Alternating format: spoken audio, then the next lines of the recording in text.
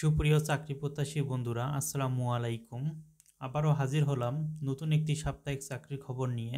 14ই November 2025 তারিখের সাপ্তাহিক চাকরির খবর নিয়ে। সুতরাং আমরা এই ভিডিওতে জানব এই সপ্তাহে যে সকল চাকরি প্রকাশিত হয়েছে।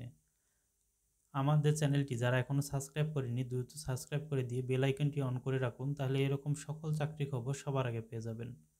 চলুন তাহলে জেনে নেই এই সপ্তাহে যে চাকরিগুলো প্রকাশিত হয়েছে। প্রথমে হলো ব্যাংকার সিলেকশন কমিউনিটি সচিবালয়। এইখানে একটি নিয়োগ বিজ্ঞপ্তি প্রকাশ হয়েছে এবং এখানে 1880 পদ সংখ্যার একটি নিয়োগ বিজ্ঞপ্তি প্রকাশ হয়েছে। দ্বিতীয়টি হলো কারিগরি শিক্ষা অধিদপ্তর। এইখানে একটি নিয়োগ বিজ্ঞপ্তি প্রকাশ হয়েছে, এখানে লোক নেবে 218 জন।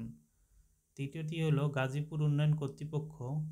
এইখানে একটি নিয়োগ বিজ্ঞপ্তি প্রকাশ হয়েছে, এখানে লোক নেবে 114 জন। এরপরে হলো বাংলাদেশ ব্যাংকে চাকরি। এইখানে 852 জনের একটি নিয়োগ বিজ্ঞপ্তি প্রকাশ হয়েছে। তারপরে হলো প্রাথমিক শিক্ষা অধিদপ্তরে, এখানে একটি নিয়োগ বিজ্ঞপ্তি প্রকাশ হয়েছে, এখানে 4166 জনের একটি পদ সংখ্যার নিয়োগ বিজ্ঞপ্তি প্রকাশ হয়েছে।